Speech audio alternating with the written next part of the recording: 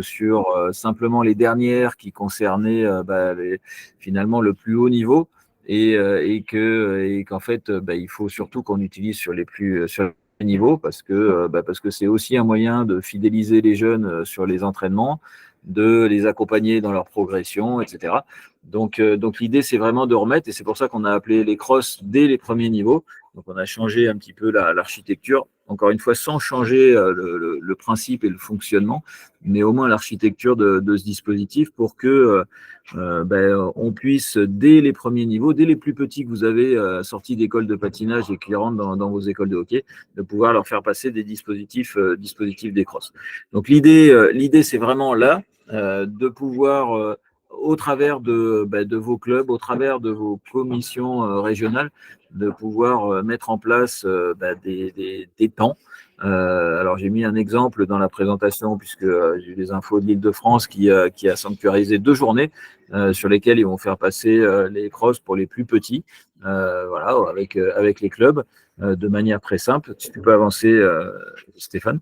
Voilà, l'idée, c'est vraiment de relancer ça. Donc, on va faire éditer des nouveaux pins avec des petites crosses de couleurs qui sont des choses qui sont plutôt appréciées par les enfants. Et donc, avec 9 niveaux, c'était ce qu'on avait déjà, encore une fois. Des niveaux d'apprentissage, et je pense que c'est là-dessus, parce que c'est les plus simples à mettre en place, parce que c'est quelque chose qui est important et qui peut nous permettre de fidéliser les plus jeunes sur les premiers niveaux. Donc, un dispositif qui techniquement va rester le même, mais qu'il faut qu'on puisse mettre en avant. Donc, on va essayer de communiquer un petit peu dessus. Et encore une fois, au travers de ce que vous pouvez mettre en place dans vos clubs et dans vos régions, quelque chose qu'il faut essayer d'accompagner. Alors, sur un autre sujet, moi, je m'occupe de la territorialisation, c'est-à-dire qu'on essaye d'accompagner les régions. Alors, je ne parle pas que de Rink Hockey, mais de l'ensemble, les régions dans pas mal de dispositifs et dans pas mal de fonctionnements. Ça en fait partie. Et ça fera partie, je pense, des choses à mettre en avant, notamment pour le développement du Rink Hockey. Dernière chose, on a modifié donc un peu les contenus pour que les contenus de formation pour que les BEF1 puissent faire les premiers niveaux jusqu'à la rouverte et les BEF2 puissent faire l'intégralité des niveaux et que ce soit entièrement accessible. Tu peux avancer, Stéphane, si tu veux.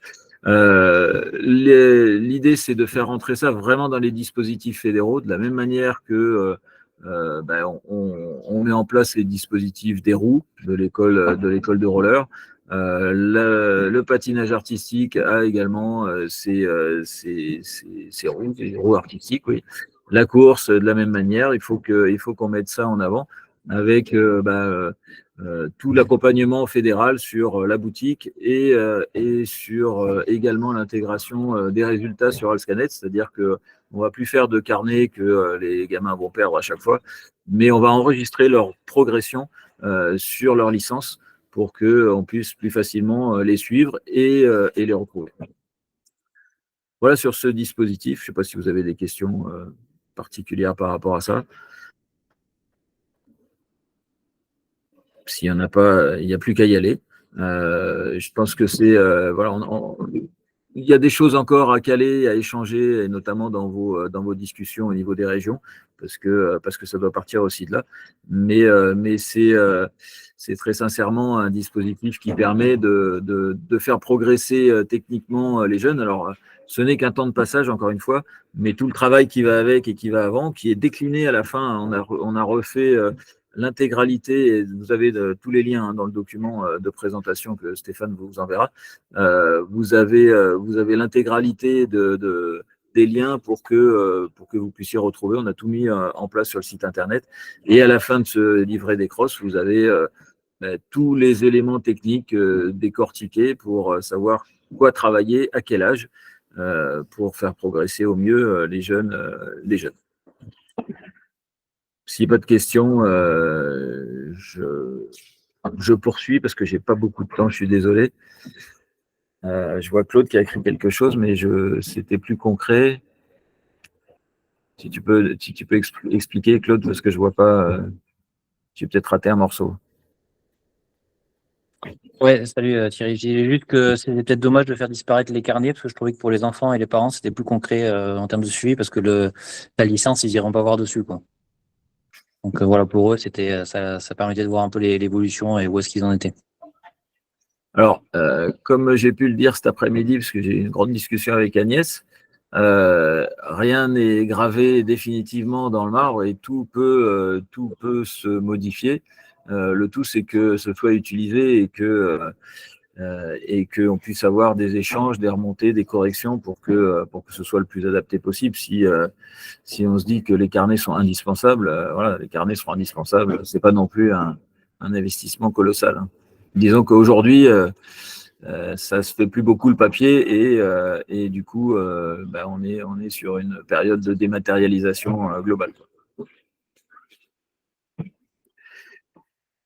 Euh, Tant que j'avais à vous présenter ça, j'en profite juste pour vous retoucher deux mots, parce qu'on est en période de rentrée, que les clubs sont en période aussi de recrutement, même si il y en a beaucoup qui ont recruté avant l'été, mais vous avez des outils sur le site internet de la fédération et notamment le Kids Hockey qu'on avait mis en place à la sortie du Covid, mais qui est un outil de recrutement qui permet assez facilement de mettre en place des choses, de donner une image à ce que vous faites. Encore une fois, ce ne sont que des outils. C'est le travail que vous faites dans les clubs et sur le terrain qui fait la différence, évidemment. Mais servez-vous des outils, parce qu'en fait, ils sont là pour ça et que vous puissiez mettre en avant cette image, voilà, sympa, qui peut parler aux enfants et qui peut être facilement utilisée et reprise. On avait fait tous les outils à l'époque. On a même sur la boutique fédérale les moyens, on vous envoie gratuitement en plus, hein, c'était le dispositif qui a été mis en place gratuitement, des petits bracelets où il y a marqué Ring Hockey dessus à distribuer aux enfants, des diplômes. Voilà, ça laisse une trace. Alors, Claude en parlait sur les crosses. Là, ça laisse une trace volontairement parce que c'est le premier contact avec le club. Donc, servez-vous de ces outils. Je ne vois pas passer de commandes, très sincèrement, ou très très peu sur ce dispositif. Donc, c'est malheureusement, encore une fois, sous-utilisé alors que c'est à votre disposition. Et dans cette période de rentrée, je pense que c'est important aussi d'essayer de se démarquer parce qu'on est sur un secteur concurrentiel et il faut que on essaye de se démarquer. Et dernière Thierry, chose, désolé, je vais reprendre la parole. ouais. J'ai passé une commande en mai que j'ai jamais reçue, hein, Qui a quoi? là-dessus. J'ai passé une commande en mai là-dessus que j'ai jamais reçue. C'est vrai. Ouais, et c'est la deuxième fois que ça m'arrive en fait, que je passe la commande qui n'arrive pas ou arrive que très longtemps après. D'accord. Je suis désolé. Alors, il faut savoir qu'au niveau de la fédération, il y a une réflexion sur la boutique pour l'externaliser et faire en sorte de laisser tout chez un prestataire qui sera certainement plus efficace. Il faut savoir que on sait qu'il y a des problèmes au niveau de la boutique, donc je pense que ça va très rapidement sortir de la fédération pour aller chez un prestataire qui fera le boulot à notre place, quoi. Mais je suis désolé s'il y a des choses qui ne sont pas arrivées. Euh, Dernière chose, j'ai mis une slide, après je vous laisse discuter, vous avez plein de choses à vous dire et il ne faut pas que ça dure trop longtemps. La slide suivante, Stéphane, j'ai remis juste pour votre information, alors je sais que certains ont participé à la vidéo club la semaine dernière où il y avait, là c'était l'ensemble de la fédération, on a parlé des 2 heures à l'école, des 2 heures au collège, pardon. Parce que c'est des sujets qui sont importants. J'ai remis juste une petite slide sur les 30 minutes de hockey, qui sont également un élément important parce que ça peut nous permettre de rentrer à l'école. Alors, c'est un dispositif, hein, les 30 minutes d'activité physique quotidienne qui fait partie des politiques publiques qui sont boostées par le ministère. On a mis en place une fiche, alors en collaboration avec la fédération de hockey sur glace, de hockey sur gazon. Oui, c'est ça. Et donc avec le rink hockey et le roller hockey. Une fiche qui permet, alors en 30 minutes, il n'y a pas de patin, mais qui permet de faire rentrer le dispositif hockey dans l'école Et à la suite de ça, à vous aussi, au travers de vos clubs, une fois que le contact est pris, de pouvoir proposer quelque chose d'un petit peu plus conséquent. Donc il y a une fiche avec des choses qui sont même utilisables par les enseignants. Donc vous pouvez aussi un peu démarcher, leur donner.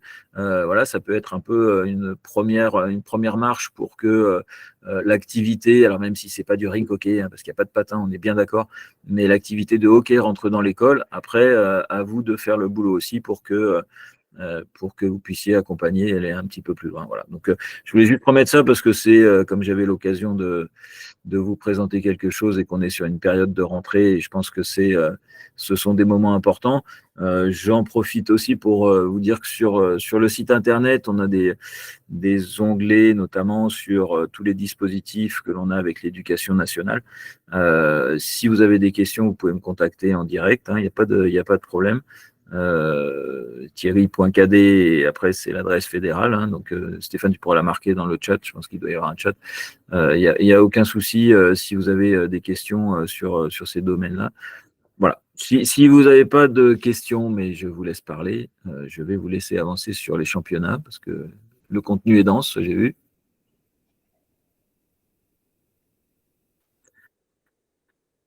Bon, et écoutez, je vous souhaite une bonne réunion et à bientôt autour des terrains. Merci Thierry. Oui, moi je voulais remercier quand même Thierry qui a énormément travaillé sur tous ces documents et puis Marion Rabier de la Fédé. Voilà. Merci. Bon, bonne réunion, bonne soirée.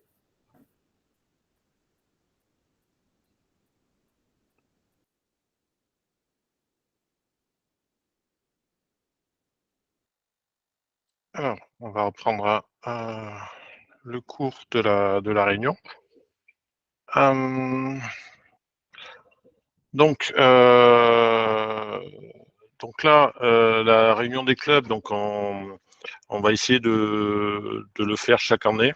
C'est une réunion de rentrée pour les catégories jeunes, hein, pour préciser un petit peu les échéances de l'année et discuter, de vous présenter les modifications qu'on va avoir. Donc, pour information, je pense que tout le monde a été au courant, mais j'en suis pas certain. Donc, l'an dernier, en fin d'année 2022, c'était en octobre, novembre 2022, avec Isabelle Cotel, on a récupéré la gestion des catégories jeunes, des championnats jeunes au sein de la commission sportive nationale. Donc, pour préciser, donc moi je m'occupe de tous les aspects sportifs, les calendriers, les tirages au sort, les classements, qualifications, etc. Enfin tout ce qui tourne autour du sportif. Et Isabelle, de son côté, s'occupe de tous les aspects administratifs. Donc ça va être les inscriptions, les organisations, les différents dossiers, etc. Voilà. On travaille en collaboration tous les deux. Donc là, je vous ai mis nos coordonnées. Et donc, bon, de toute façon, si il y a une question ou s'il y a des choses qui sont envoyées à l'un et qui doivent aller à l'autre, de toute façon, on travaille ensemble, on se passe les documents et on fait le point régulièrement ensemble sur tout ça. Alors, le premier point aujourd'hui, la modification des règlements. Donc déjà, tous les règlements à jour sont disponibles sur le site fédéral, donc je vous ai mis le lien. Donc vous trouvez tous les règlements. Alors c'est assez touffu et tortu, on va dire, puisque le règlement est saucissonné en différents documents, des documents au niveau fédéral, au niveau de chaque activité. Donc bon, il y a beaucoup de choses et des fois c'est pas évident de s'y retrouver, mais tout est disponible là-bas. Donc là, je vous ai noté au niveau des catégories jeunes et des compétitions jeunes, les 3 documents qui ont été modifiés pour cette rentrée sportive. Donc là, je vous ai noté les trois PDF avec leur nom complet. Donc le règlement sportif, disposition particulière du rink hockey, l'annexe temps de jeu et pénalité et le règlement particulier des compétitions nationales. Voilà. Donc vous le savez certainement déjà, les règles du jeu ont également été modifiées cette année par WorldSkate, par la commission mondiale du rink hockey. Et ces modifications sont applicables donc dès le début de la saison. Pour ceux qui ont suivi le championnat d'Europe des moins de 17 ans, c'était déjà le cas lors de cette compétition. Et ça sera le cas normalement pour toutes les compétitions organisées en France, y compris les compétitions des catégories jeunes. Tout cela étant sous réserve d'approbation par le CA de la fédération, qui est prévu normalement avant le 20 septembre. Peut-être que Jean-François, tu peux donner plus d'informations s'il y a eu des précisions là-dessus. Ça a été approuvé. Ça a été approuvé. Ok. Bon. Donc on va bien utiliser ce nouveau règlement. Donc là, c'est pas le but aujourd'hui de la réunion de parler de ces modifications de règlement. Voilà. Juste une petite précision par rapport, donc parce que là le PDF de la présentation que je vous montre aujourd'hui sera fourni et envoyé à tout le monde après la réunion. Alors quand même, tous les extraits de règlement, c'est des copier-coller que j'ai fait là aujourd'hui, que vous allez avoir dans les slides suivantes. Ils ne sont donnés qu'à titre indicatif, donc c'est la vision aujourd'hui à l'instant T. Je vous parle de tout ce qui a été modifié, mais ça ne surpasse pas les documents officiels qui sont sur le site fédéral, bien entendu. Donc au niveau, on va regarder maintenant point par point les modifications qu'il y a eu. Donc dans le premier document, dans les dispositions particulières, il y a quelques petites modifications au niveau des ententes de club. Donc là, c'est au niveau de la date à laquelle on va demander une entente. Donc maintenant, c'est bien précisé, c'est que toute entente doit être déposée et validée dans Rollscanet avant le début de la compétition. Voilà. Donc le reste, on reste globalement sur ce qu'il y avait l'an dernier concernant les ententes de clubs. Donc c'est une entente entre 2 ou 3 clubs qui sont relativement proches et qui peuvent pas engager l'équipe tout seul, donc ils peuvent faire une entente entre clubs. Deuxième dispositif sur lequel il y a eu là un peu plus de modifications ou de précision, on va dire, c'est les sélections d'athlètes. Donc les sélections d'athlètes, le terme n'est pas forcément très bien choisi, puisque ça correspond grosso modo à ce qu'on appelait avant les prêts de joueurs entre clubs. Donc là, aujourd'hui, on a ces précisions que vous avez sous les yeux qui sont rajoutées pour les compétitions de rink hockey. Donc cette page, il y a quelques petites coquilles lors de la rédaction par les gens de la fédération du règlement. Il y a eu quelques coquilles qui sont rentrées dedans. Je pense qu'il va être peut-être mis à jour en cours de saison. Donc là, aujourd'hui, une sélection d'athlètes peut se faire uniquement entre 2 clubs. Donc pour les joueurs dans les catégories jeunes et pour les féminines, donc même jusqu'au niveau senior, on va dire. Donc il y a un club qui va inscrire une équipe et ensuite il va faire une sélection d'athlètes pour intégrer des joueurs de notre club. Okay. Donc on peut pas avoir une entente qui va accueillir des joueurs via une sélection d'athlètes, c'est soit l'un soit l'autre. Ensuite, ce qu'on va voir, donc la partie qui est notée en jaune, là, qui est une évolution par rapport à l'an dernier. Donc, toute demande de sélection devrait être enregistrée dans Scanet au plus tard le lundi précédent la journée de championnat pour laquelle la prise en compte est souhaitée. Voilà, donc c'est une évolution, par rapport à ce qui était fait la saison dernière. Et ensuite, donc un joueur en sélection d'athlètes devra avoir participé au moins à un match avant le 31 décembre de la saison en cours et à au moins 50% des matchs de la compétition régionale avec son club d'accueil pour pouvoir participer aux phases finales avec ce dernier. Donc là, il y a cette question de participer à un match avant le 31 décembre qui n'était pas là l'an dernier. Est-ce que vous avez des questions sur ces sélections d'athlètes ou les ententes?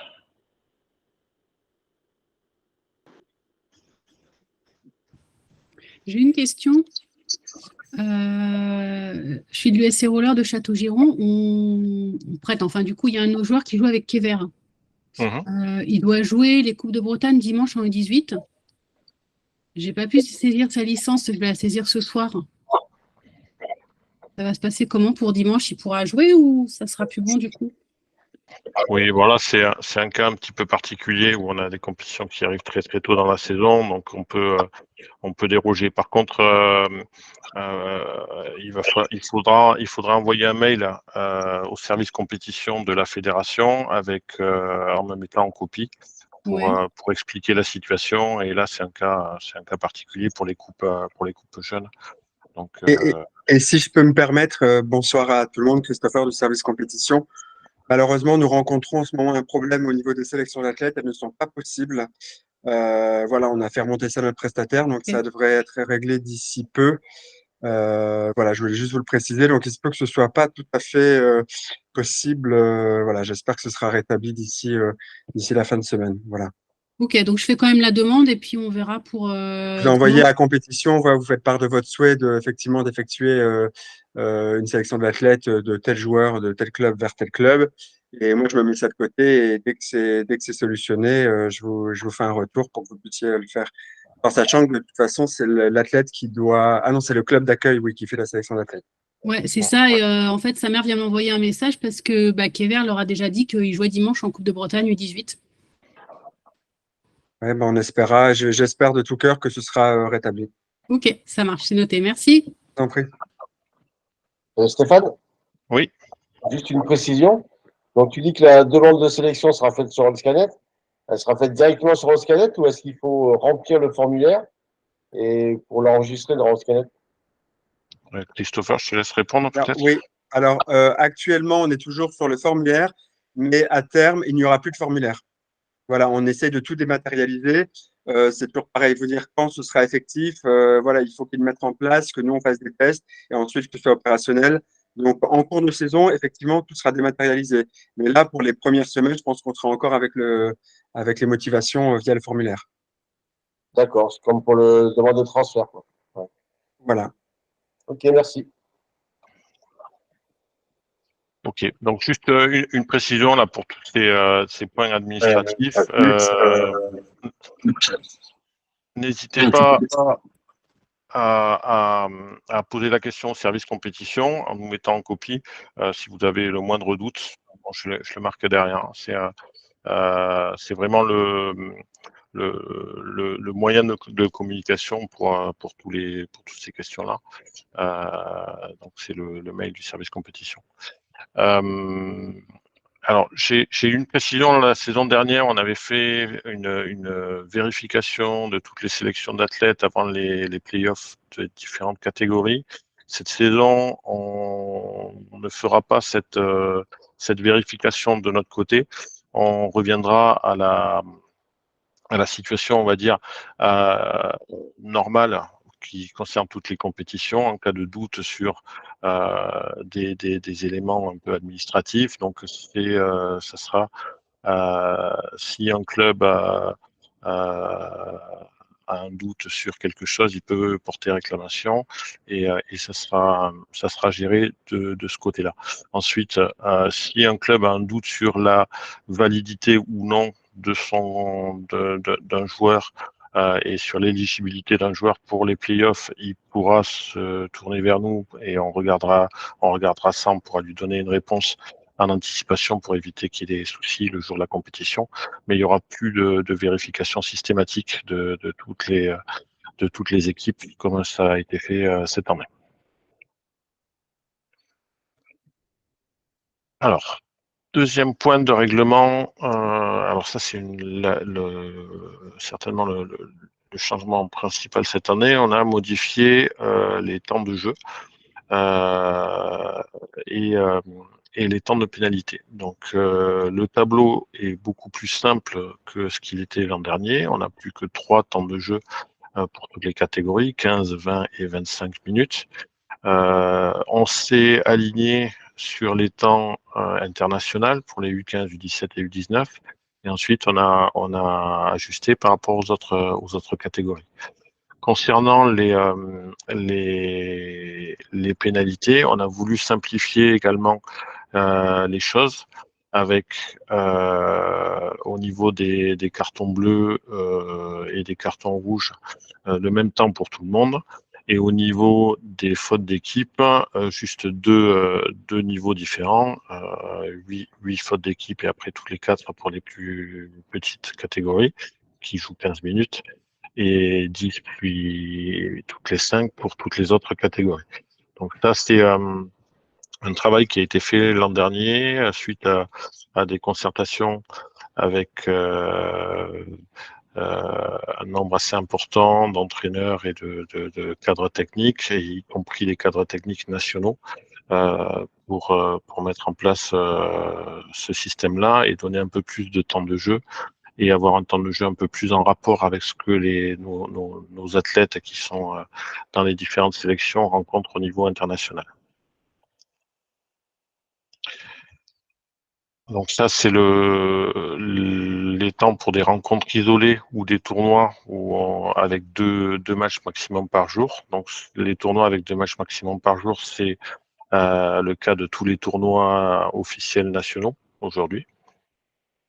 Et ensuite, donc, il y a ce deuxième tableau avec des temps qui sont réduits pour les tournois où on a 3 matchs ou plus par jour. Donc on va passer, au lieu d'avoir 25, 20 et 15, on est à 20, 16 et 12. Voilà. Et au niveau des fautes d'équipe, à partir du moment où on a moins de 20 minutes de mi-temps, on passe à 8 fautes d'équipe et puis toutes les 4.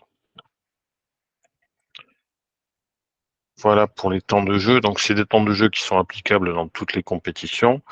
Au niveau régional, les différentes régions sur des tournois ou sur des compétitions particulières peuvent déroger à ces temps de jeu si besoin pour des besoins d'organisation ou autre.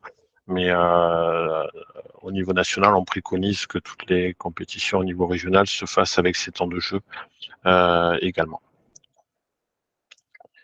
Est-ce qu'il y a des questions là-dessus ?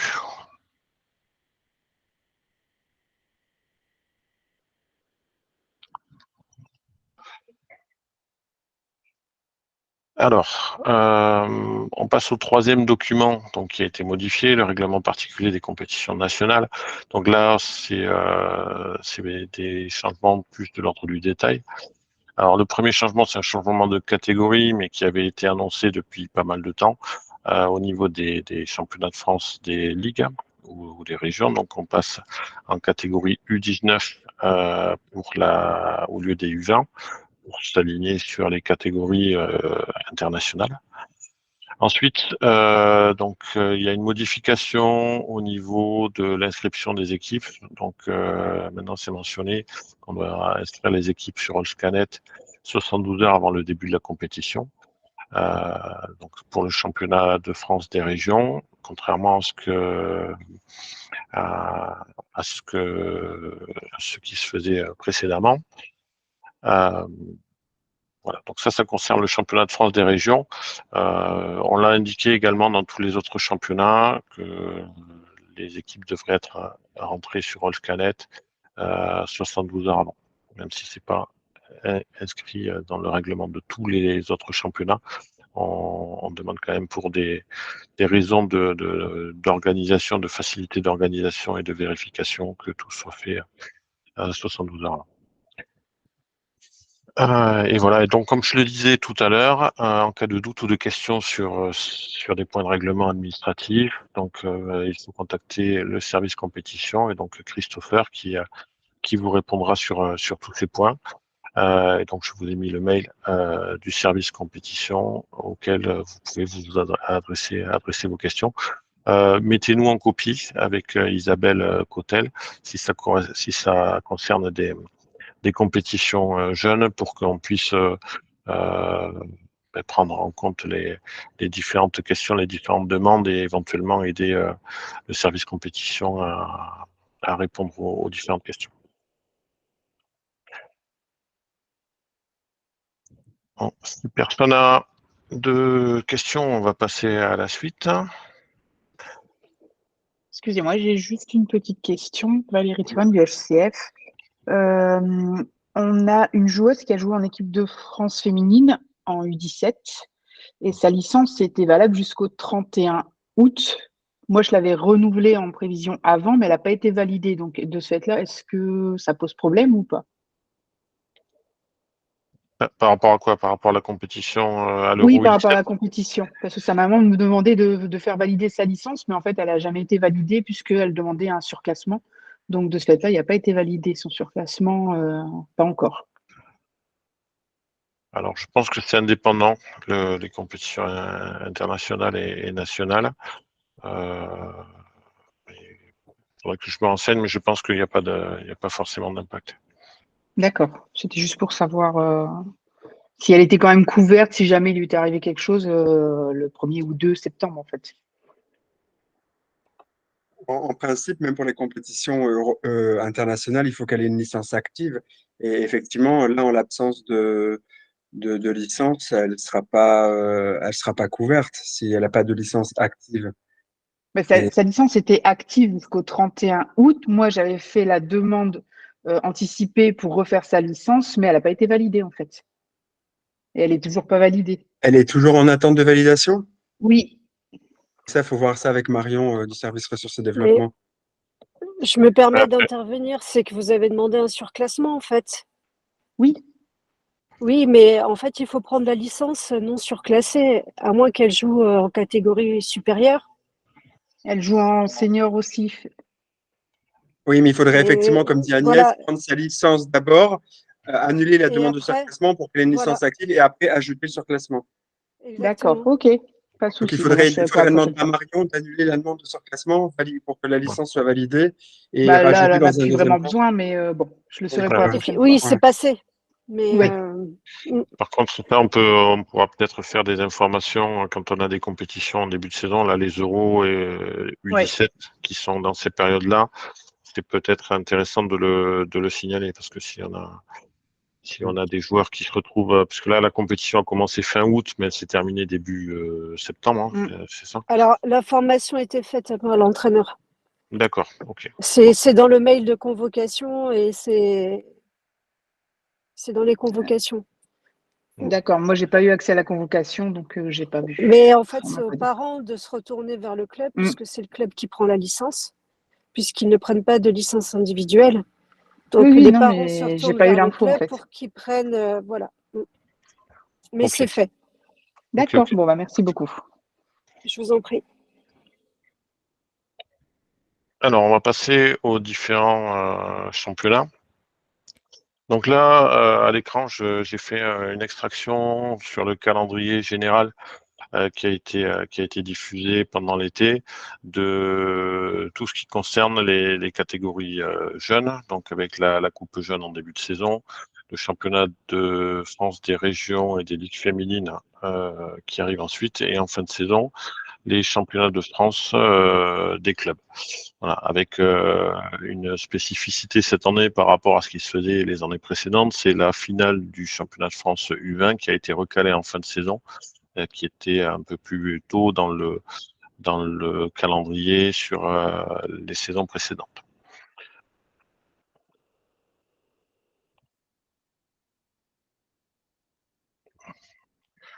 Donc, d'une manière générale, au niveau des échéances, on va voir la définition des lieux des championnats de France, des ligues, qui va être déterminée le 15 décembre. Et la date limite d'inscription de sélection régionale, le 15 janvier. Donc ça concerne toutes les catégories mixtes et féminines.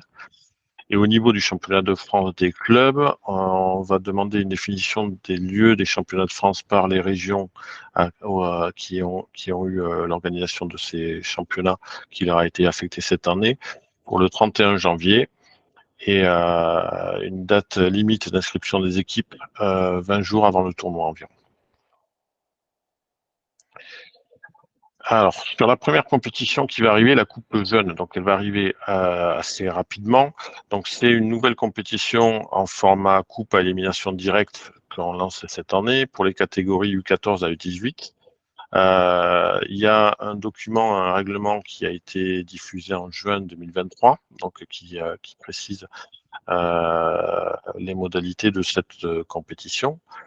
Donc là, les inscriptions des clubs devront se faire sur Allscanet avant le 15 septembre. À savoir que les inscriptions sont faites au niveau régional pour la première phase. Donc, il a été demandé que tous les responsables régionaux créent une compétition coupe jeune dans leur région pour permettre l'inscription de ces équipes et la mise en place de la phase préliminaire. Donc, le nombre de clubs qualifiés par région sera défini le 17 septembre, donc 2 jours après la date limite des inscriptions, puisque ce nombre de qualifiés est en fonction du nombre d'équipes inscrites dans chaque région. Donc, si on a la participation des 6 régions dans la catégorie, on va avoir les 2 régions avec le plus d'équipes engagées qui vont avoir un deuxième qualifié dans la région. Voilà. Et ensuite, une fois qu'on a le nombre de qualifiés, chaque région pourra définir les formats des tours préliminaires dans chaque région. Si on a une égalité entre 2 régions sur le nombre d'équipes inscrites, la détermination de l'équipe de la région qui aura deux qualifiés ou celle qui n'en aura qu'un sera effectuée par un tirage au sort qui sera effectué donc qui sera effectué le 16 septembre. Donc la gestion de la première phase, de la phase préliminaire, est déléguée aux commissions régionales. Donc comme je le disais, qui devront créer la compétition Coupe Jeune pour les U14, U16 et U18 dans Allscanet.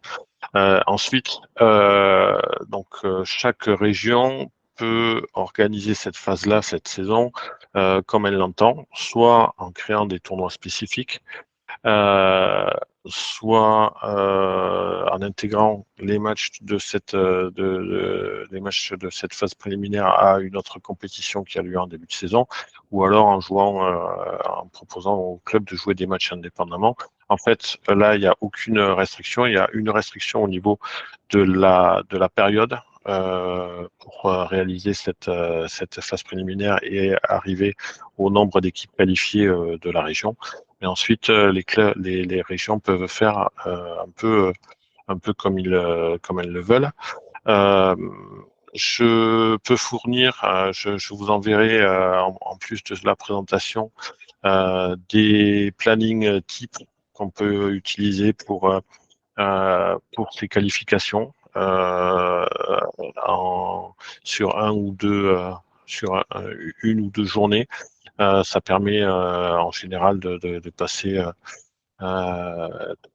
toute cette phase préliminaire. Donc normalement sur un week-end ça peut passer tranquillement pour toutes les régions et le nombre d'équipes qui est envisagé, qui est estimé. Donc deuxième chose, une fois que cette phase préliminaire sera passée, donc il y a un tournoi qui sera organisé dans chaque catégorie au niveau national, un Final 8, donc avec 8 équipes, les 8 équipes qui seront qualifiées dans les différentes régions. Donc les clubs qui désirent organiser l'un de ces Final 8 devront déposer leur candidature avant le 1er octobre. Donc c'est à Isabelle que ces candidatures doivent être envoyées. Donc les candidatures devront répondre au cahier des charges qui est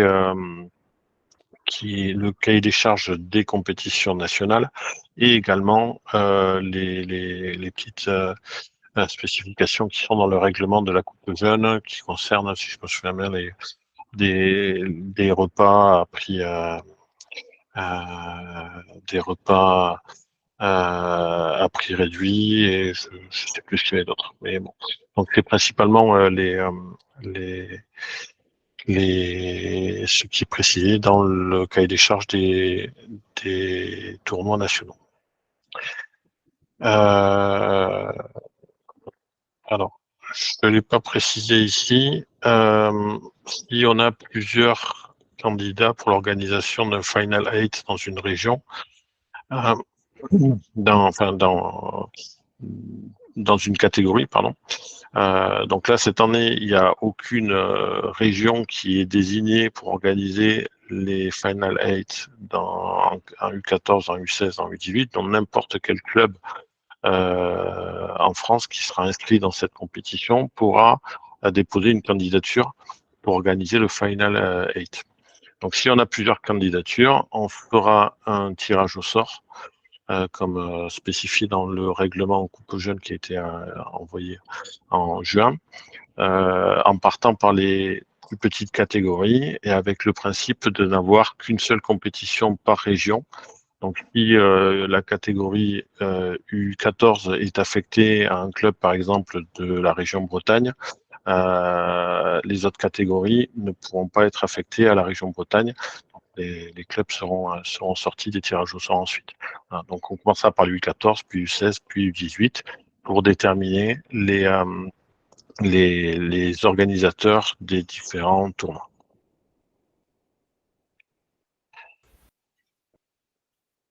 Il y a une question peut-être, j'ai entendu. Oui, Stéphane, c'est Wolf de l'Île-de-France. Donc j'ai reçu aussi un mail de la fédération de Christopher, je pense, pour l'inscription donc des équipes à la Coupe Jeune. Donc c'est une inscription qui se passe au niveau donc ligue ou au niveau fédération.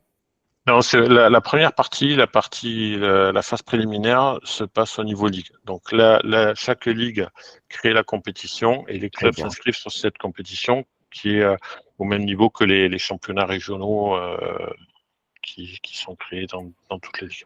Et je dois aussi, donc alors si j'ai une inscription, après organiser, on va dire, cette compétition sur Allscanet pour qu'on puisse la suivre. Oui, en fait, le 15 septembre, le nombre de clubs inscrits devra m'être communiqué. Voilà. Donc, si les compétitions sont déjà lancées, sont déjà rentrées sur Allscanet, je pourrais voir directement sur Allscanet les différents clubs inscrits. Mais bon, j'échangerai avec toutes les régions le 15 septembre ou un peu avant, pour avoir ce nombre d'inscrits et pour pouvoir donner le nombre de qualifiés, etc. Ok. Et surtout, Stéphane, donc c'est toi qui vas transmettre aux régions des plannings types, c'est ça? Parce qu'on m'avait déjà posé la question, sous quel format organiser les phases préliminaires? Alors moi, j'ai des exemples de planning type qui peuvent aider les régions à créer leur tournoi. Mais après, voilà, c'est comme je le disais tout à l'heure, c'est libre. S'ils veulent faire différemment, il n'y a pas de problème. Je sais, là, on en parlait tout à l'heure. En Bretagne, il y a une Coupe de Bretagne qui commence très tôt dans la saison et qui va servir de support pour cette qualification pour la Coupe Jeune. Voilà. Donc il y a vraiment une flexibilité qui est donnée aux différentes régions. Après, bon, moi j'ai quand même bâti quelques plannings types qui peuvent servir pour aider à monter ça si besoin. Deuxième question.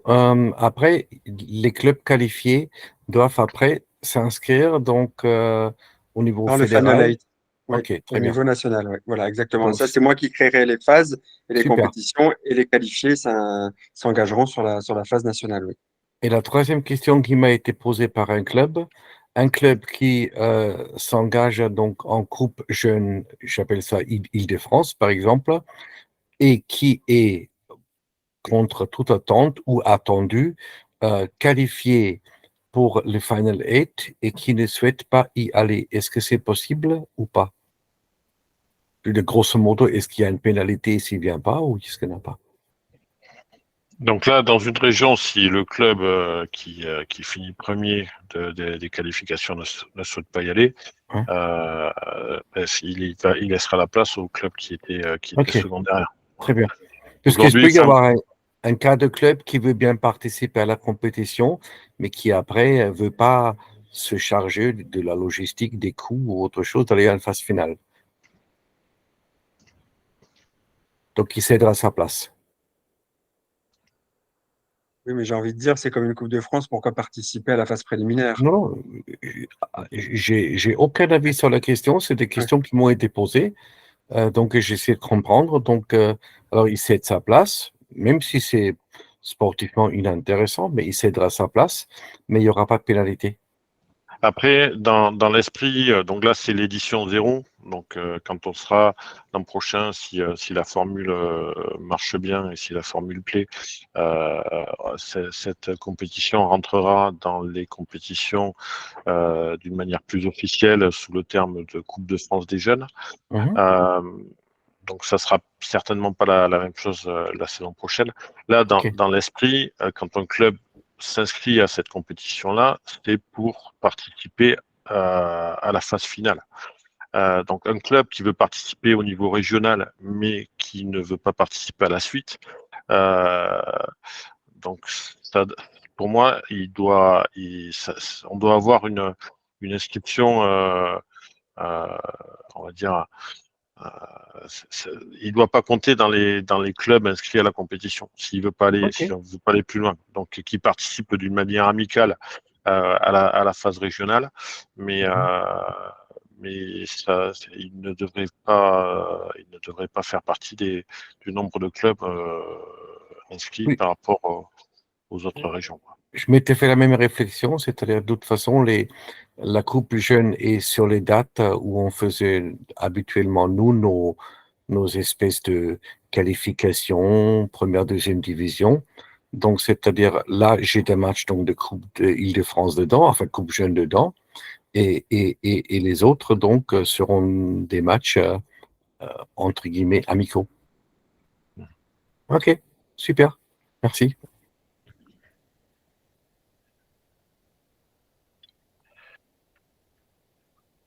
Ok, donc ensuite, donc dans chaque catégorie, donc là pour les U14 et les U18, donc la date sera le 21-22 octobre, donc le premier week-end des vacances de la Toussaint. Donc le lieu pour le Final 8 sera à définir. Donc là, j'ai remis donc la date limite du dépôt d'organisation pour les Final 8 le 1er octobre. Définition des lieux pour chaque catégorie le 4 octobre. Donc ça sera assez proche de la compétition, mais là on est vraiment en début de saison, donc c'est difficile d'anticiper un petit peu tout ça. Donc date limite des inscriptions, je l'ai déjà dit précédemment, c'est le 15 septembre. Là c'est pour la phase préliminaire.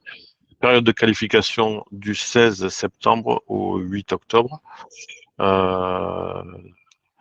Donc là, en Bretagne, j'ai cru comprendre que il y avait déjà des matchs ce week-end qui étaient prévus. Mais bon, si c'est anticipé, c'est pas très grave. C'est la date finale qui est plus importante.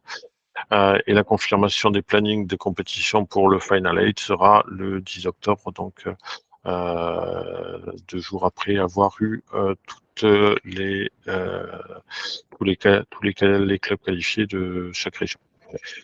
Et pour la validation des listes de joueurs sur Scanet, comme je l'ai dit tout à l'heure, on va demander 72 heures avant le début de la compétition pour que tout soit calé et qu'on puisse régler ces détails administratifs avant le jour du tournoi. Donc je passe à la deuxième date, donc qui est le dernier week-end des vacances de la Toussaint, le 4 et 5 novembre, pour la catégorie U16. Donc là, on est sur les mêmes dates. Sur les mêmes dates, sauf pour la période de qualification où il y a une semaine de plus, puisqu'on est décalé, donc il y a un peu plus de temps pris pour préparer la suite.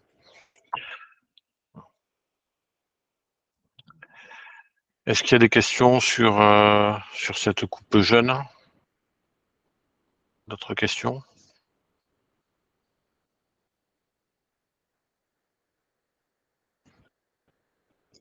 Donc après, s'il y a des questions plus tard, n'hésitez pas à revenir vers moi sur tous ces sujets-là. Ensuite, on va balayer un petit peu tous les autres championnats. Donc le championnat de France des régions mixtes, catégorie U15, U17, U19. Cette année, la compétition aura lieu le week-end des 16 et 17 mars en Nouvelle-Aquitaine. Donc les lieux seront définis le 15 septembre parmi les clubs de Nouvelle-Aquitaine. Et le 15 janvier, ce sera la date limite pour l'inscription des sélections régionales. Donc les plannings qui seront confirmés le 22 janvier. Donc ça, les plannings sont déjà prédéfinis sur le règlement de la compétition, donc qui seront confirmés, puisque si on a l'absence d'une ligue, donc le planning sera modifié pour passer sur un tournoi à 5 équipes au lieu de 6, comme ça a été le cas, il me semble, l'an dernier avec les U15. Donc voilà, et date de validation des listes à 72 heures avant le début de la compétition, comme pour toutes les autres compétitions. Au niveau des féminines, donc là, cette année, ça aura lieu en Bretagne, pour les U16 et les U20, le 30 et 31 mars. Donc là, on est sur les mêmes dates pour les lieux et pour les inscriptions des équipes, la confirmation des calendriers. Et donc 72 heures avant pour le début de la compétition. Pour les U14 et U18, donc ça sera le 11 et le 12 mai, toujours en Bretagne, et toujours les mêmes dates pour les formalités administratives, on va dire. Stéphane? Oui. Excuse-moi, Mathieu, je suis des Hauts-de-France. La catégorie U14 et 18, le 11 et 12 mai, il y a des matchs, si je ne me trompe pas, senior, N1 ou N2, je ne sais plus trop quoi. Elle n'a pas été protégée, cette date-là, d'autres compétitions? Alors, a priori, la seule date qui a été protégée et qui a été où toutes les compétitions ont été supprimées de la date, c'est le championnat de France des régions mixtes. Pour les ligues féminines, il me semble que c'est pas le cas. Après, je sais pas si c'est s'il y a une possibilité de report pour libérer des coachs ou autre. Peut-être Agnès ou Christopher, vous pouvez répondre. C'est une difficulté pour certaines régions où les coachs jouent aussi dans des équipes. Du coup, c'est un petit peu compliqué de faire un choix entre ton équipe et d'encadrer une équipe de sélection régionale. Parce que si j'ai bien compris, il y a les matchs, c'est ça, en même temps? Voilà, il y a des matchs seniors sur ces journées-là, et donc les coachs sont souvent des joueurs seniors, donc là, c'est problématique potentiellement. Oui, mais ça, malheureusement. Alors, effectivement, j'ai bien peur de faire un choix. Enfin, ça, c'est pas prévu, malheureusement, par le règlement. Une dérogation de report de match en cas de participation d'un coach sur une rencontre en tant que joueur, quoi. Après, je sais pas. Dans le règlement, si je me souviens bien, il n'y a que la participation à des matchs de l'équipe de France ou l'équipe de France Exactement. Voilà. U19, c'est ça. Il n'y a pas de report. Je me permets, il n'y a pas de report pour coacher d'autres équipes. C'est pas autorisé sur la N1, la N2. Voilà, donc là, pour ces catégories-là, vous pouvez le gérer en régional, en fin de régional sur de la N3. Mais... Si c'est des matchs de N1 et N2, donc là, il faudra trouver d'autres coachs, malheureusement, pour pouvoir suivre ces équipes-là. C'est noté, merci. Après, à savoir que c'était il y a pas mal de dates de championnats jeunes où j'avais demandé à Philippe, qui a bâti le calendrier général, de protéger certaines dates ou d'alléger certaines dates avec toutes les contraintes de notre championnat, des Coupes d'Europe, etc. C'est très compliqué de libérer des dates sur des championnats seniors pour les catégories jeunes. Donc malheureusement, c'est quelque chose qui est fait quand même pour les ligues U17, U15, U17, U19 mixtes. mais qu'on ne peut pas faire pour les autres championnats jeunes. Mais enfin, après, bon, c'est pas le débat là, hein, mais ça n'a pas plus de sens de le faire lors d'une rencontre de championnat d'Europe que d'une rencontre N1, N2. Mais bon. C'est pas... Oui, ben, enfin, la remarque est pertinente et on le notera pour la saison prochaine. On essaiera de faire au mieux pour la saison prochaine.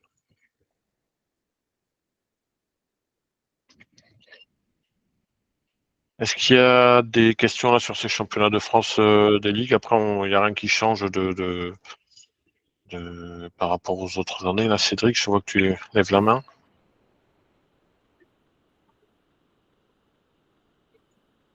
Par contre, on ne t'entend pas.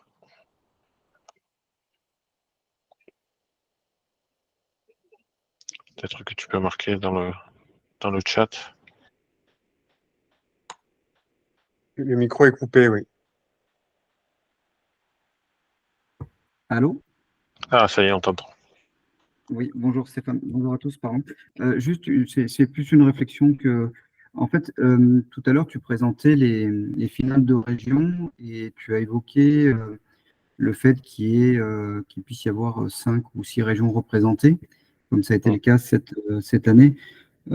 Simplement une réflexion, je trouve, enfin, on trouve dommage que sur ces finales de régions, des régions ne puissent pas se présenter une sélection alors qu'elles ont un championnat régional. Alors, chacun a ses contraintes. Il y a certainement des choses qui ont été bloquantes pour les Hauts-de-France cette année. Mais je trouve que c'est dommage de créer une compétition coupe jeune qui est un des objectifs, c'est de faire un peu plus on va dire pour 8 équipes de haut niveau de jeunes, d'aller faire des matchs de haut niveau en début de saison. Et d'un autre côté, d'avoir une compétition région à laquelle, en fait, toutes les régions ne participent pas. Donc, c'est simplement une réflexion. Je me posais la question, dans quelle mesure, en fait, nous, régions qui avons des championnats existants, on ne peut pas présenter en fait une sélection régionale en fait. Alors je ne connais pas les raisons des Hauts-de-France cette année, mais je trouve que c'est un peu dommage de chercher du haut niveau et qu'on a une compétition en fait chez les jeunes de haut niveau et qu'on ne puisse pas finalement la faire avec le total des régions en fait. Là, je te rejoins entièrement sur ce sujet-là. C'est vraiment dommage qu'il y ait eu ce problème dans les Hauts-de-France cette année. J'ai zéro souci pour tout t'expliquer, Cédric. Voilà. Bon, c'est pas forcément. Voilà, c'est pas forcément le lieu. C'est pas forcément le lieu aujourd'hui. Bon, ça a été compliqué. Donc, on a essayé d'aider les Hauts-de-France. On a donné un délai supplémentaire pour essayer de trouver une solution pour qu'on ait les 6 régions engagées. Malheureusement, ça n'a pas suffi pour débloquer la situation. C'est quand même quelque chose. Il y a une volonté au niveau de la Commission nationale que toutes les régions soient représentées. Les championnats de France des régions mixtes, puisque toutes les régions ont le potentiel d'engager des équipes, ont le nombre de joueurs pour engager des équipes. C'est pas forcément le cas pour les ligues féminines dans toutes les catégories. Donc là, pour les ligues féminines, on a assez régulièrement des ligues qui sont pas représentées, mais c'est dû au nombre d'athlètes. Là, c'était pas une question de nombre d'athlètes. Mais Cédric, je te rejoins à 100% là-dessus. Et donc là, on demande à toutes les régions de... Juste pour les U15, hein, où on avait un effectif. Oui, c'était que pour les féminines, c'était un problème d'effectif. Oui, tout à fait. Non, en féminine, on sait bien que on n'a pas des effectifs pour faire des équipes dans toutes les régions, malheureusement. Mais au niveau mixte, je pense pas qu'il y ait une région qui soit en difficulté pour mettre 10 joueurs sur une feuille de match. Voilà. Mais donc là, on ferme l'aparté. Si des régions sont en difficulté par rapport à la Ligue, au championnat de France des ligues mixtes, qu'ils n'hésitent pas à revenir vers nous si on peut aider ou débloquer des situations. En fait, ma question, elle allait vers, c'est une proposition, je ne sais pas si c'est la bonne solution, mais sur ces régions, est-ce qu'à partir du moment où une région Mathieu, il n'y a aucun jugement par rapport à la situation de cette année, par rapport aux Hauts-de-France. Je me dis, est-ce que nous, région, si on a un championnat, est-ce qu'on ne devrait pas être obligé de présenter une sélection, en fait, réglementairement, je parle. Voilà, c'était juste une réflexion par rapport à ça. Et il n'y a pas de jugement par rapport à cette année, par rapport aux Hauts-de-France. Mais c'est vrai qu'on s'est posé la question, donc on n'a pas souhaité changer les règlements cette année. Ça sera peut-être une des questions à se poser dans le groupe de travail sur le futur des championnats jeunes, là, dont on va parler un peu plus tard dans la réunion. Agnès, je vois que tu lèves la main. Oui, je voulais revenir en arrière par rapport à la question de Mathieu. Pourquoi cette date pour les ligues féminines? C'est qu'avec Philippe, on a cherché à les positionner sur des ponts au plus proche de jours fériés pour pouvoir permettre que les ligues se retrouvent sur le même lieu, comme ça se faisait avant, en fait, puisque ça fait 2 ans que les catégories sont séparées. Et le retour d'expérience des athlètes montre que l'esprit s'est un peu perdu. Et donc, il y avait quand même une demande des filles, des athlètes, que ce soit, et même des entraîneurs féminins, que ce soit regroupé au même endroit. Donc, on n'avait pas beaucoup de choix, comme le disait Stéphane, sur des dates. Sinon, il faut que le championnat national senior N1 N2 se termine beaucoup plus tard. Donc après, on peut le faire terminer au 1er juillet, mais c'est pas ce qui se fait traditionnellement. Voilà, j'espère que j'ai complété la question, la réponse.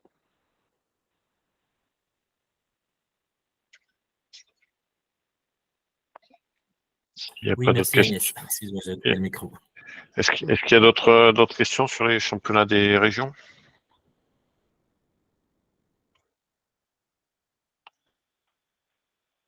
Donc, on va passer au championnat des clubs. Donc là, pour le championnat des clubs, la définition des lieux est calée au 31 janvier.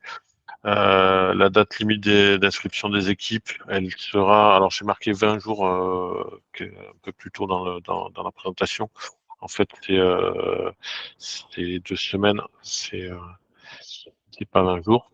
Donc 2 semaines avant la compétition, il faudra avoir l'inscription des équipes. Donc chaque championnat régional aura jusqu'à 2 semaines avant soit la finale pour les U20, soit les playoffs pour les autres catégories, pour déterminer ses qualifiés, premier et second. Et donc, les lieux le 31 janvier, les inscriptions des équipes le 5 mai, les plannings dans la foulée, le 8 mai. Et validation des équipes sur Internet 72 heures avant, comme pour tout le reste. Oui. Wolf, je vois que tu lèves la main. Micro. Stéphane, je voudrais revenir sur un fait de l'année dernière, donc qui a un petit peu manqué. On a eu très tard, en fait, les tirages au sort, puisque visiblement, vous avez entendu, ce qui semble logique, d'avoir les qualifiés pour procéder au tirage au sort. Est-ce qu'on pourrait revenir comme avant, de faire un tirage au sort en février-mars avec les premiers Île-de-France, deuxième Hauts-de-France, premier de Sud, enfin Rhône-Alpes, pour qu'on connaisse déjà potentiellement ses adversaires. C'était un vœu qui m'a été donné par des gens, par des présidents de club aussi. Donc. Oui, en fait, il y a les 2 sons de cloche. C'est-à-dire que là, l'an dernier, on a voulu attendre d'avoir toutes les équipes qualifiées pour faire les tirages au sort, pour diffuser les tirages au sort, puisque les tirages au sort, en fait, avaient été faits, je crois, fin décembre, début janvier, mais ils n'avaient pas été diffusés pour éviter les calculs qu'on peut avoir de certains clubs qui vont préférer éviter tel ou tel club sur la première phase, etc. Donc, pour éviter ça, on avait fait les tirages au sort, on avait diffusé les tirages au sort une fois que tous les clubs étaient qualifiés. Bon, j'ai rien à opposer donc à cette démarche, mais moi, pareil, je ne pense pas que nous, en Île-de-France, on a ces considérations, hein, donc les gamins vont pas lâcher un match pour ne pas rencontrer une autre équipe en finale. C'est pas du tout l'esprit des gamins. Donc, moi, ça me plairait bien de les avoir plus tôt, d'autres aussi, mais à vous de décider ce que vous allez faire. Si. Ok, mais on pourra remettre ça sur le tapis et voir un petit peu, on en discutera nous, entre nous, pour voir si on diffuse plus tôt ou pas. Ok, donc là c'est pour la finale U20, donc ensuite les autres championnats, catégorie U14 et U16, les playoffs. Alors les U20 c'est en Île-de-France, hein, je l'ai marqué, je l'ai pas dit cette année. Les U14, U18, donc ça sera en Pays de la Loire pour la zone ouest et Île-de-France pour la zone est, les 25-26 mai. Donc les lieux le 31 janvier comme pour tout le reste. Date limite d'inscription des équipes le 12 mai. Les plannings le 15 mai. Et les inscriptions le 22 mai.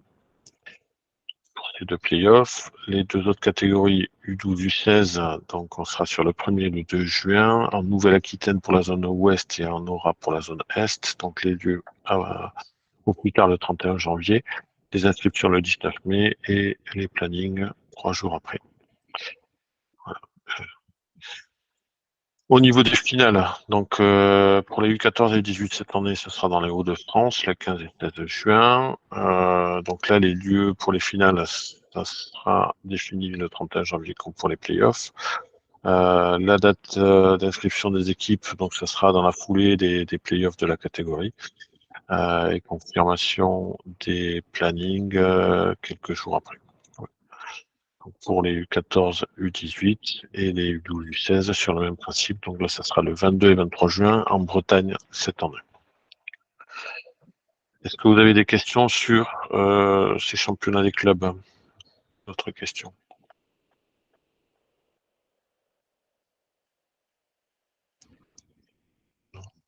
Ok, donc on va passer au trophée féminin des clubs. Donc cette année, on veut lancer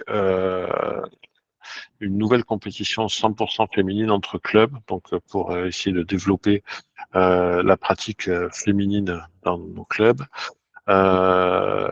Donc bon, donc les clubs, les sélections d'athlètes, donc avec 2 athlètes maximum conformément au règlement, et les ententes, mais les ententes de 2 clubs maximum seront autorisées. Donc en fait, le principe et l'idée, c'est d'avoir vraiment des compétitions qui ne soient pas des copier-coller de la compétition régionale féminine, la championnat de France des ligues féminines. Et d'ici quelques saisons, ce serait bien qu'on ait vraiment une vraie compétition de clubs avec des clubs qui arrivent à monter des équipes féminines dans les jeunes catégories. Donc là, pour pouvoir lancer cette compétition en fin d'année, on lance une enquête auprès de tous les clubs français pour connaître dans chaque club le nombre d'équipes 100% féminines qu'on va avoir. Donc des clubs ou des sélections d'athlètes ou ententes éventuellement qui pourraient être envisagées pour ces compétitions-là. Pour les catégories U14, U16, U18. Et on vous demande un retour, une réponse pour le 31 décembre. Et ensuite, donc ce trophée féminin des clubs serait éventuellement placé sur la journée qui est entre les playoffs et les finales jeunes, qui est le week-end des finales N3 cette saison, a priori. Donc ça reste à définir, ça reste à valider. Et dans un premier temps, voir combien d'équipes on aurait dans chaque catégorie pour pouvoir faire ces compétitions. Donc la compétition, ça serait sous la forme d'un tournoi, donc sur un week-end avec de 3 à 8 équipes. Donc si on a dans une catégorie plus de 8 équipes, on ferait à ce moment-là une phase de qualification régionale. Bon, ça serait vraiment bien qu'on ait plus de 8 équipes, mais je suis pas certain qu'on y arrive. et 3 équipes minimum, même si ce serait bien d'en avoir 5-6 dans chaque catégorie. Donc là, c'est pareil, c'est un test. Cette année, c'est un trophée féminin. Donc ça n'a pas le titre et le nom de championnat de France, mais comme la Coupe Jeune, en fait, c'est une édition 0 qui est une édition de test et pour éventuellement lancer un championnat de France féminin des clubs pour les saisons prochaines.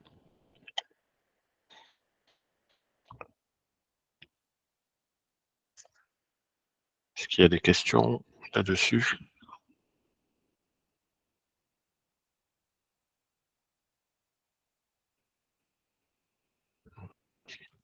Donc là, on reviendra vers vous par mail pour faire cette enquête sur les nombres d'équipes.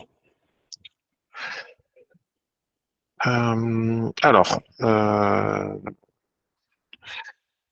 le groupe de travail sur le futur des championnats jeunes. Donc cette année, on met en place un groupe de travail interrégional. Donc on va demander à chaque région de désigner un représentant qui fera le lien entre ce groupe de travail et les clubs de sa ligue. Donc l'idée, c'est de travailler de mener une réflexion sur l'intégralité des championnats jeunes, des catégories jeunes, et de proposer éventuellement des évolutions pour la saison 2024-2025, donc pour la prochaine saison et pour les saisons suivantes. Donc on pourrait aborder parmi les thèmes le format des compétitions, les catégories, les plannings, voilà. C'est un groupe de travail qui doit être ouvert. Donc n'importe quel membre de ce groupe de travail pourra amener des sujets sur lesquels travailler. Et l'idée, c'est vraiment de faire progresser les championnats jeunes, les catégories jeunes et d'aider les clubs à se développer au niveau des catégories jeunes. Donc pour chaque proposition, donc ce groupe de travail devra regarder d'une manière globale, avec tous les aspects sportifs bien entendu, mais également les aspects financiers, les aspects réglementaires qui pourraient être induits par les différentes propositions qui seront mises sur la table. Et aller également jusqu'à la rédaction des articles de règlement pour pouvoir faire la proposition ensuite à la commission nationale. Donc, les leaders de ce groupe de travail seront Isabelle et moi, donc les deux responsables au niveau de la commission nationale des championnats et des catégories jeunes. Et on va demander à chaque région, avant le 30 octobre, de désigner le représentant qui participera à ce groupe de travail avec, donc ça sera une visio par mois à partir de novembre. Et avec comme objectif de faire des propositions à la Commission nationale le 30 avril. Alors, cette date du 30 avril, elle est fixée pour pouvoir ensuite faire valider par la fédération des éventuels changements de règlement pour pouvoir les appliquer pour la saison 2024-2025. Voilà. Donc voilà. Donc au niveau s'il y a une ligue qui ne souhaite pas y participer, ça serait vraiment dommage. L'idée, c'est vraiment d'essayer de couvrir tout le territoire, donc avec un représentant par ligue, mais qui fera le lien avec sa ligue, avec les clubs de sa ligue. Il faudrait récolter un peu les souhaits des clubs, essayer de consolider ça au niveau de chaque région pour amener ça dans ce groupe de travail et pour après faire les éventuelles évolutions qui plairaient, qui correspondraient à la majorité des clubs. Voilà. Est-ce que vous avez des questions sur ce groupe de travail?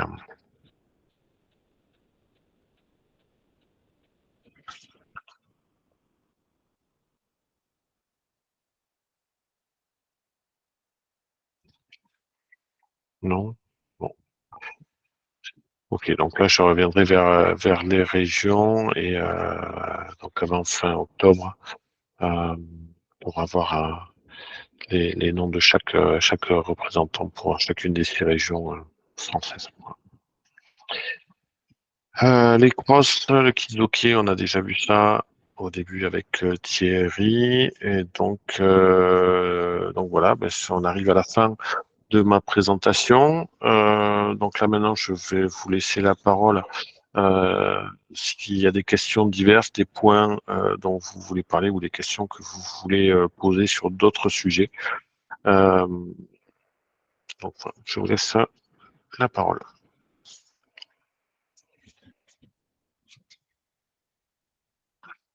Oui, Adrien.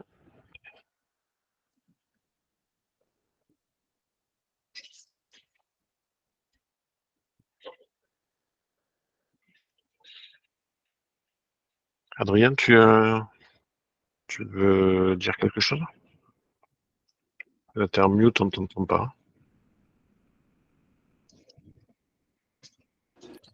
Ouais, ça fonctionne ou pas? Oui, là on t'entend. On m'entend? Ok. Ouais, non, j'ai dû me reconnecter, mon micro ne fonctionnait pas. Bonsoir à tous. La question, moi, c'est plus par rapport à une réflexion nationale sur les équipes de France de jeunes. On a vu cette année qu'il y a eu la participation des 2 équipes U17 masculines et féminines. On a la participation prochainement de l'équipe de France U19. Est-ce que les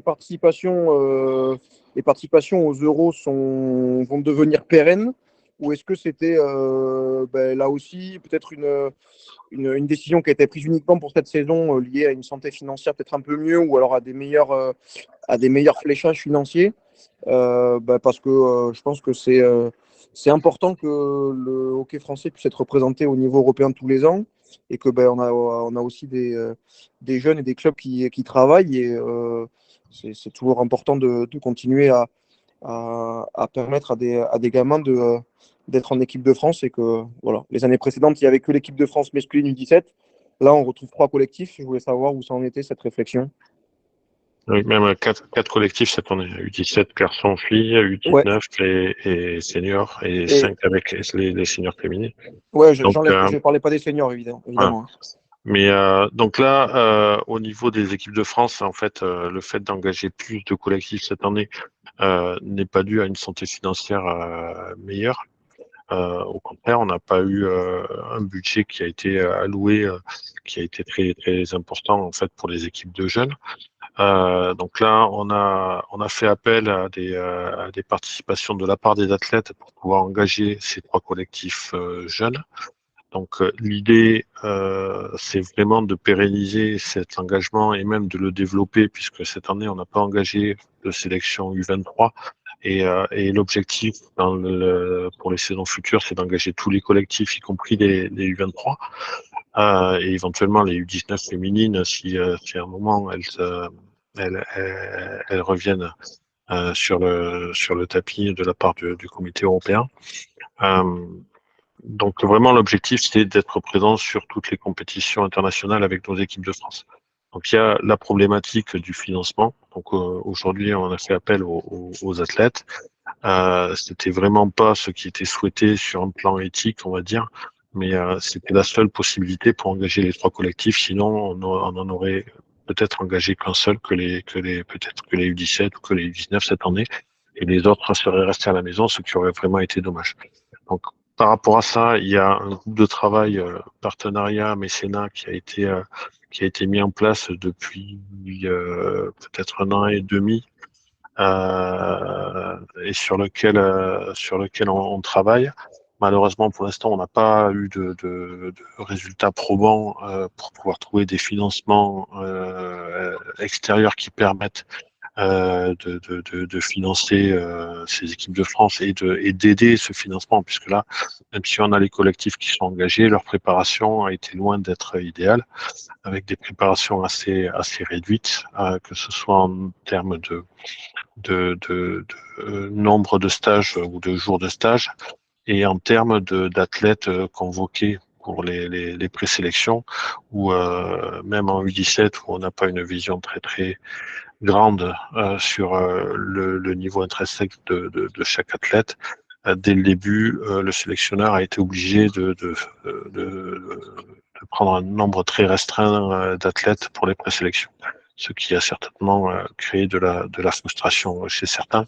Et malheureusement, c'est l'argent, le nerf de la guerre qui a manqué pour pouvoir faire les choses d'une manière un peu plus normale, on va dire, avec une revue d'effectifs plus grande au niveau en particulier des catégories U17 qui sont certainement celles qui le nécessitent le plus. Mais bon, dans l'idée, pour répondre à ta question, Adrien, l'objectif de la commission, c'est vraiment de pérenniser ces engagements d'équipe nationale française sur toutes les compétitions et d'être présent sur toutes les compétitions.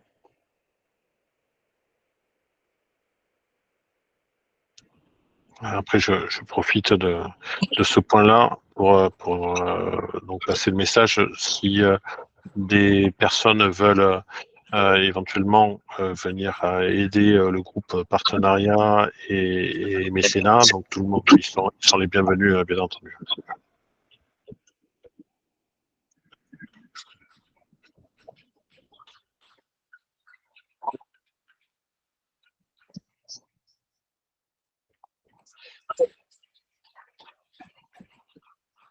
Est-ce que quelqu'un a un autre point à discuter?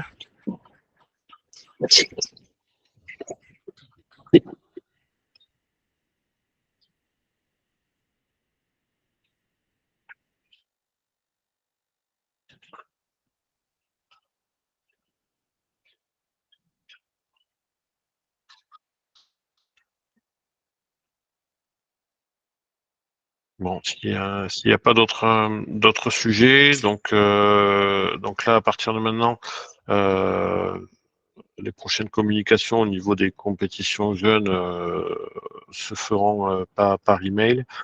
On ne prévoit pas d'avoir une autre réunion club au niveau des compétitions jeunes cette saison. Donc, par contre, comme je l'ai dit plus tôt, on en refera une en septembre 2024 pour le lancement de la saison.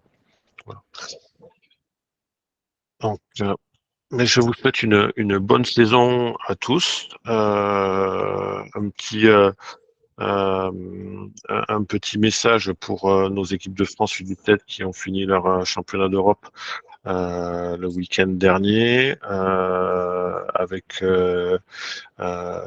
des résultats qui au final sont dans les attentes pour les garçons en finissant à la 4e place, qui est un peu notre place traditionnelle et très très proche de la 3e place. Donc félicitations à eux. Pour les filles, le résultat sportif est peut-être moins élevé. Par contre, le niveau de jeu qui a été montré est très encourageant pour le futur, en particulier pour cette équipe qui était très très jeune.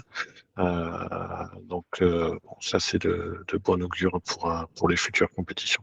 Donc félicitations à ces deux collectifs et j'en profite aussi pour souhaiter bonne chance à nos U19 qui seront en Suisse la semaine prochaine pour le championnat d'Europe. Et donc je vous dis merci de votre présence, bonne fin de soirée et bonne saison 2023-2024. Merci beaucoup Stéphane, bonne soirée. Merci, au revoir. Bonsoir. Merci. Bonsoir tout le monde. Bonne soirée. Bonsoir. À bientôt. Au revoir. Bonsoir. Bonsoir Stéphane, à plus. Bonne soirée à tous. Merci, bonne soirée. Merci, bonne soirée.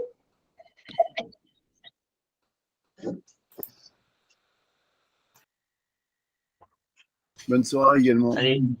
Je suis encore à niveau. Non, je peux. J'ai assez coupé parce que j'ai attendu encore là.